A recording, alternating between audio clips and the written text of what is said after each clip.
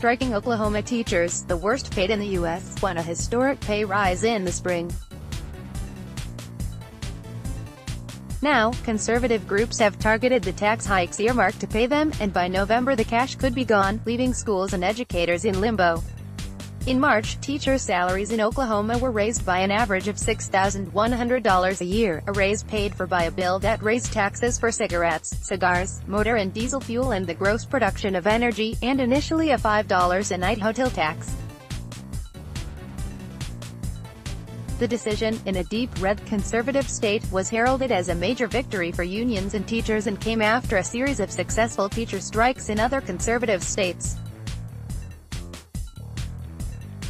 But a petition now circulating among Oklahomans and backed by a group of conservative activists could defund the wage hikes, leave the state's already crisis-racked school system scrabbling to find the funds to pay their teachers, and has already triggered confusing calls for a stay of promised tax collection increases as the situation unfolds. The salary raise was a Herculean feat given Oklahoma's aversion to tax hikes. Thanks to a 26-year-old voter referendum, 3/4 of the legislature must vote yes to any tax increase. The need for a supermajority, and the legislature's penchant for tax and spending cuts, has had a profound impact on the state's budget. Oklahoma's budget for 2019 is 9.4% less than it was in 2009. Despite this hurdle, Oklahoma Education Association (OEA), encouraged by the successful protests by West Virginian teachers, took to the streets, marching from all parts of the state to converge on the state capitol. After heated debate, the bill, without the hotel tax, projected an increase in revenue of $428.5 million that could pay for the raises, the first time Oklahoma had increased taxes since 1992. Oklahoma teachers, students and supporters rally at the state capitol in Oklahoma City on April 4.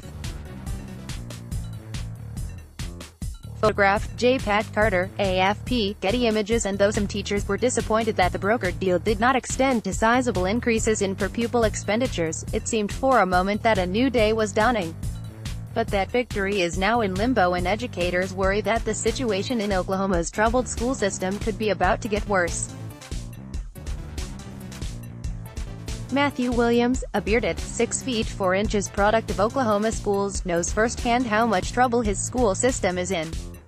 In his first job ever, he learned he'd be teaching 5 advanced U.S. history classes that were all 9 weeks behind because they didn't have a teacher. Williams gained attention during the walkout by biking 7 hours from Tulsa to the state capitol in Oklahoma City.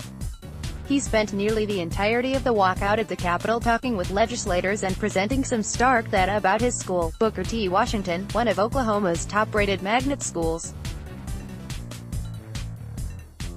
He told legislators that since joining the teaching staff just 2 years ago, 10 teachers have left and I've been through 2 principals, 3 assistant principals, and the department chair who hired me is leaving for better pay in Dallas. Now he worries his data-driven advocacy may have been all for naught.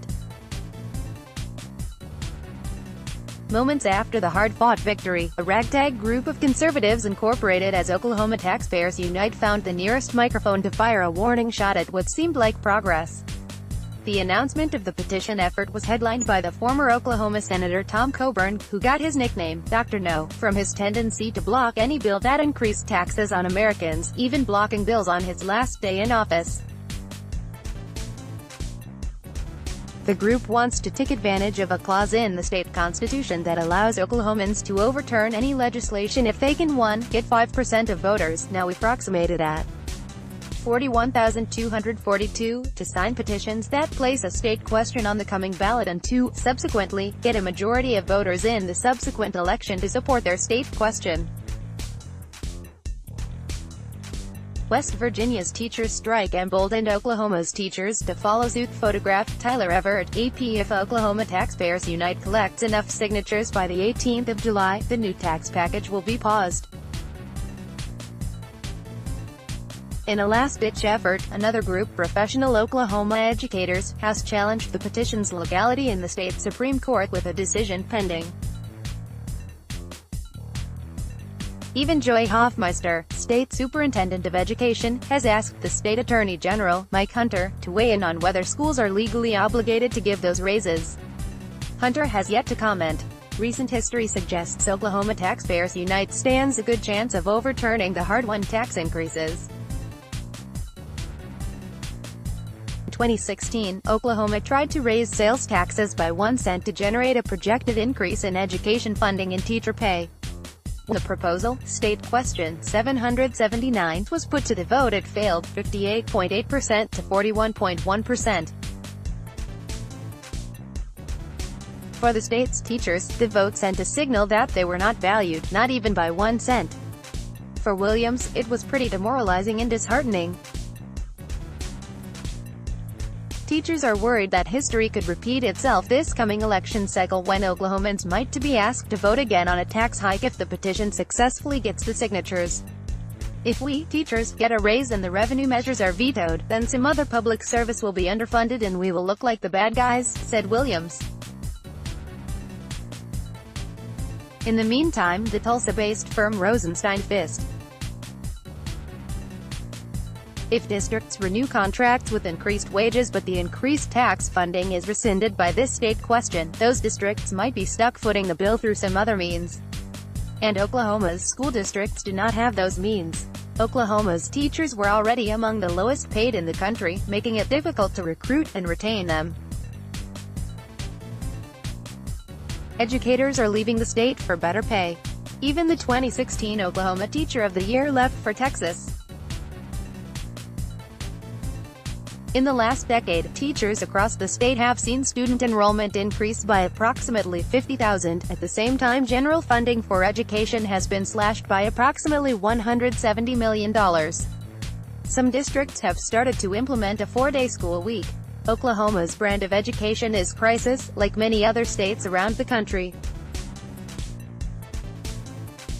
For now, teachers, principals and legislators are on tenterhooks waiting for the 18th of July, when the signatures for the petition are due. Williams said he is trying his best to be hopeful because otherwise it would be far too depressing.